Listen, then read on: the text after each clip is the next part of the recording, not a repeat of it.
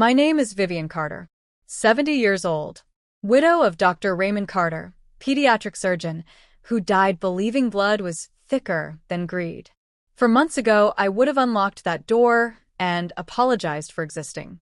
This morning, I just sipped my coffee and watched their empire collapse in 4K. Here's how a retired school librarian turned the tables on her own flesh and blood. It began with tears and 2 overflowing suitcases. Derek lost his job. Lauren's boutique tanked. The bank took everything. Mom, just 6 weeks. We'll be out before you know it. Raymond's house had 4 bedrooms and 1 gullible widow. Of course I opened the door. They moved in like termites wearing smiles. Raymond's first edition Hemingway vanished. Sold it for grocery money, Mom. My mother's pearl choker showed up on Lauren's neck 2 days later. The antique rosewood dining table I taught generations of children to read on became Lauren's content creation station for her failed candle business. I told myself family helps family. I told myself love means forgiving. Then came the heart condition. Lauren collapsed dramatically every evening, clutching her chest, whispering about rare arrhythmias and $22,000 in uncovered scans. I liquidated the college funds Raymond and I had built for the grandkids, money I'd sworn never to touch, and wired it the same day. 3 weeks later, Lauren came home with brand new double DS and a fresh set of lips, bragging about finally feeling like herself.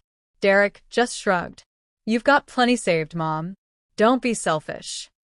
That night I heard them on the patio, wine glasses clinking. Keep her scared and grateful, Lauren purred. In 90 days we get her declared incapacitated, move her to Sunny Acres, $600 a month, and list this place for 1.2. Done. Derek laughed. Mom's had a good run. I stood in the dark gripping the door frames so hard my nails left crescents in the wood. My son, the baby I'd sung to sleep during air raid drills, pricing my coffin like it was on clearance. Raymond's last words echoed. Viv, if they ever come for what we built, burn the bridge and salt the earth. So I did. I called Malcolm Reed at 3 a.m. the next morning.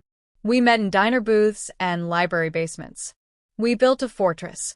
Bulletproof, irrevocable trust, new locks, hidden cameras, and a voice recorder smaller than a matchbox. I caught everything. Lauren bragging about the boob job. Derek Googling how to get power of attorney over elderly parent New York. Both of them toasting the night they thought I'd agreed to look at assisted living options. This morning was the kill shot. Malcolm slipped in through the garden gate at 5:45. At 6:03 the assault began. At 6:07 I opened the door. Derek's drill hit the porch. Lauren's fake tears evaporated. Malcolm stepped forward, voice low and lethal. Effective 11:59 p.m. last night, this property was transferred into the Vivian Carter Irrevocable Trust. You are now trespassing. You have 48 hours to remove yourselves and your belongings. Anything left behind will be donated to charity in Mrs. Carter's name. Lauren screeched about lawyers and rights. Malcolm opened the envelope. Trust documents, bank records of the $22,000 heart treatment, photos of my stolen jewelry on her neck, and 32 minutes of crystal-clear audio where Derek says, once Mom's out of the picture, we're set for life. Derek went to his knees right there on my welcome mat. Mom, I was desperate. You were greedy, I corrected. Desperate people ask. Thieves plot. By sunset 2 days later, the rental van was loaded. My granddaughter Ava, 14, eyes already too old, hugged me on the porch. I knew it was wrong, Grandma. I just didn't know how to stop them. I kissed her forehead. This house is yours one day. Remember what real love costs. Derek tried one last time. Mom, please. You lost the right to call me that when you rehearsed putting me in a diaper for profit. The van pulled away. I locked the door with my new key and turned the deadbolt for the first time in my life without fear. I repainted the walls butter yellow. Hung Raymond's books back on the shelves. Bought fresh pearls, this time for me. Some nights, I still hear the drill in my sleep.